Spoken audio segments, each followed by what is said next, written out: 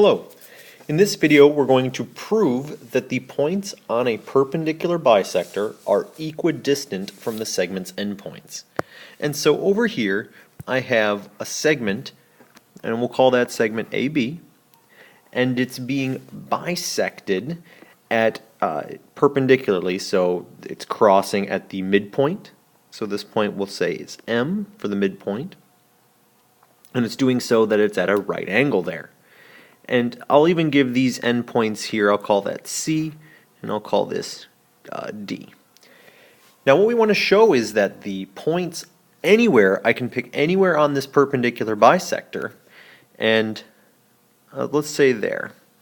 And if I draw the segment from that point to A and from that point to B, we're saying that they should be equivalent. So I'll call this point P. And let's go ahead and go through the process of showing that PA, so we want to prove that PA is equal to PB. Now, PA and PB are part of my triangle, and so what I'm going to try to do is show that I have congruent triangles, and then that should be enough to show that I have congruent parts of those triangles. So I'll make my two columns, so statements and reasons. And so the first thing we know is that CD is the perpendicular bisector of AB. Okay, that's what we were told that we needed to start with. So the points on a perpendicular bisector, check, that's what we have. So from there, well, we're able to say that AM is congruent to MB.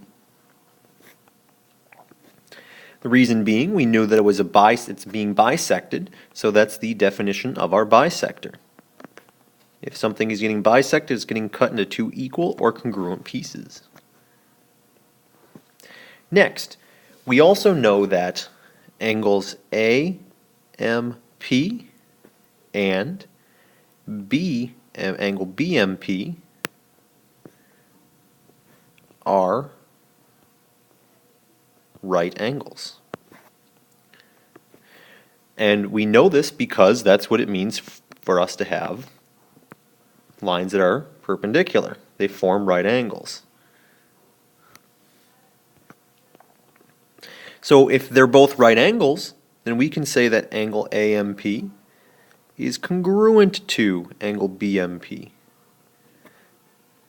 because all right angles are congruent. Now, continuing on, so we have that this is congruent. We have that these angles right here are congruent. We have one more piece that we need to show, right? We have 2 out of the 3. So PM, we know, is also congruent to itself. And that's our reflexive property.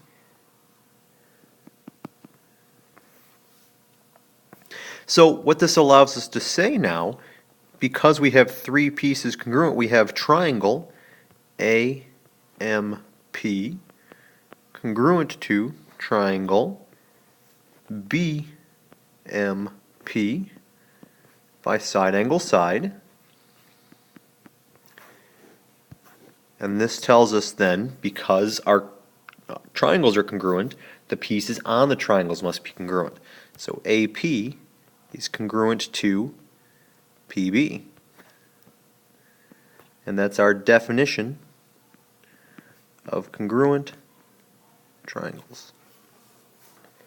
Now we can follow that up, and I'm running out of space here, with our number 8. And number 8 is going to tell us then that because those two are congruent, that they must be equal.